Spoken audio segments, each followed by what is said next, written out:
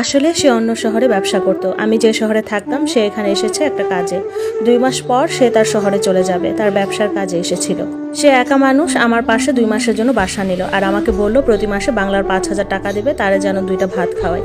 আমিও রাজি হলাম, কারণ আমি যখন নতুন নতুন প্রবাসে এসেছিলাম সে আমাকে অনেক সাহায্য করেছিল সব দিক দিয়ে। তারপর সে ব্যবসার কাজে অন্য শহরে চলে যায়, সেটা প্রায় 8 বছর আগের কথা।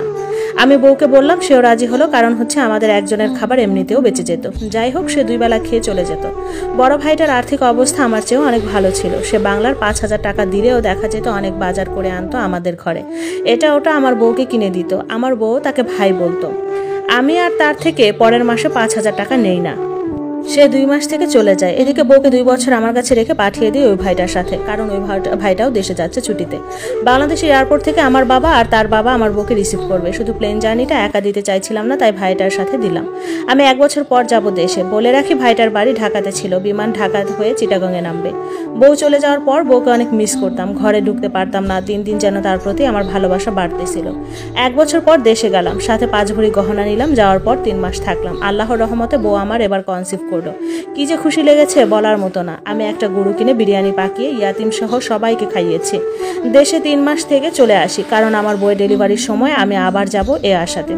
আল্লাহর রহমতে দেখতে দেখতে ডেলিভারির সময় আসলো। আমার একটা মেয়ে হলো। আমি ছুটিতে যেতে পারছিলাম না, কিন্তু এরপর মেয়ের বয়স যখন 2 মাস, কোনো রকম ছুটি ম্যানেজ করে দেশে গেলাম। আমার খুশি আর ধরে না, কিন্তু বউ আমার প্রতি খুব উদাসীন মনে হয়। মেয়ে হওয়াতে তেমন খুশি না। মোবাইল লুকিয়ে রাখতো, আমার কাছে তেমন ঘেঁষতো না। বউকে অনেকবার খোলাখুলি জিজ্ঞেস করি, তখন আমাকে সে বলতো বাচ্চা হয়েছে তো তাই এমন। যাই হোক, 6টা মাস আমি থেকে আসলাম। রাতে বউ আমার সাথে থাকতে চাইতো না, বলতো বাচ্চার জন্য রুমের লাইট জ্বালিয়ে রেখেছি, আপনার ঘুম আসবে না, আপনি অন্য রুমে ঘুমান। সবকিছুতে বাচ্চার অজুহাত দেখাতো, বিষয়টা আমি নর্মালি নেই।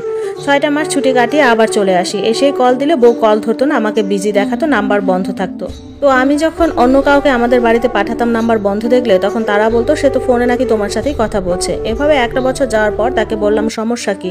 তুমি 1টা বছর আমার সাথে ভালোভাবে কথা বলছো না, এড়িয়ে যাচ্ছ। তখন সে বলে, কেন বলবো, আমার মেয়ে হয়েছে, তুমি কি করেছো আমার জন্য? অনেক কথা বলে। তখন বউকে বলি, তোমার রাগ ভাঙানোর জন্য কি করতে হবে বলো। তখন সে বলে, আমাকে ভালোবাসো তার প্রমাণ দাও। আমি তো তোমাকে ভালোবেসে মেয়ে উপহার দিলাম, তুমি দাও। আমি বললাম, বলো কি করতে হবে। আমাকে বললো, তোমার ব্যাংকে কত আছে? আমি বললাম 11 লাখ টাকা আছে। তখন সে বলল, 1 লাখ রেখে বাকি 10 লাখ আমার ব্যাংকে দিয়ে দাও। বিশ্বাস করেন, আল্লাহর কসম, আমি 3 দিন পর 9 লাখ টাকা তার ব্যাংকে দিয়ে দিই। তখন থেকে সম্পর্ক আবার ভালো হতে শুরু করলো, নর্মালি আগের মতো। সে আমার কাছে আবদার করলো আসার সময় তার জন্য যেন গহনা নিয়ে আসি, তার নাকি আমাকে ছাড়া থাকতে অনেক কষ্ট হচ্ছে। আমি বললাম ঠিক আছে, আর 9টা মাস অপেক্ষা করো। এভাবে 9টা মাস যাওয়ার পর আমি আবার 2 বছর পর দেশে যাই, তার জন্য 3 ভরি গহনা নিয়ে। নর্মালি ভালো আচরণ আমার সাথে, আমাকে আদর মহব্বত করতে কমতি রাখে নাই। 7 দিন পর এক সকালবেলা ঘুম থেকে উঠে দেখি বউ নাই। মেয়ে আমার কান্না করতেছে। বউকে খুঁজি, বউ সারা বাড়িতে নাই, বাথরুমে নাই। মনে করেছি পাশে কোথাও গেছে, কিন্তু 2 ঘন্টা পার হলো, বউ আমার নাই। তার বাপের বাড়িতে কল দিলাম, বললো বউ নাকি যায়নি। এভাবে একটা দিন গেল, বউকে পেলাম না। আলমারি খুললাম, দেখলাম টাকা পয়সা গহনা কিচ্ছু নাই, একদম ফাঁকা, কিছু নাই। কি এক অবস্থা, তাহলে কোথায় সব? তখন বউয়ের মোবাইল আমার বালিশের নিচে পাই। তখন মোবাইল দেখে অবাক, আমার ওই ভাইটার নাম্বার সব, ইমোতে তাদের চ্যাট, আমার টাকা পয়সা গহনা সব নিয়ে উধাও আমার বউ। বিদেশে যখন ছিল আমার বউ, তখন ওই ভাইটা আমি বাসায় না থাকলে খেতে আসতো। আমার বউ তার থেকে অনেক টাকা নিয়েছে, এমনকি আমি বাসায় না থাকা অবস্থায় তাদের দৈহিক মিলনও হতো। আমি আমার বউকে অনেক বিশ্বাস করতাম, কিন্তু সে এটা করবে বুঝতে পারি নাই। ইচ্ছে হচ্ছে নিজের গালে নিজে জুতা খাই। আমি যে টিকিট কেটে আবার বিদেশে যাব, সে টাকা পর্যন্ত আমার বউ রাখে নাই। ঘরের সব টাকা পয়সা গহনা দামি কিছু জিনিস নিয়ে উধাও। আমি আমার বোনকে কল করি, কল করে কান্না করে দিই। আমার বড় আপা বাবাকে নিয়ে সেদিন রাতে গাড়িতে উঠে আমার কাছে চলে আসে। আমার মেয়েটা মা মা বলে কান্না করছিল। আমি ভাইটার নাম্বারে কল দেই, কিন্তু নাম্বার অফ। আমি তার পরিচিত যত জনদের চিনি সবাইকে এই ঘটনা বলি, কিন্তু তারাও সে ভাইটার খোঁজ পায় না। আমার শ্বশুর শাশুড়ি আসে, তারাও বেকুব বনে যায়। আমার শাশুড়ি তো আমার পায়ে ধরে মাফ চাইতে লাগলো। আমার আপা আমাকে এসে অনেক বকাবকি শুরু করলো। সে বলল, মানা করছিলাম না, বউরা তো মাথায় তুলিস না।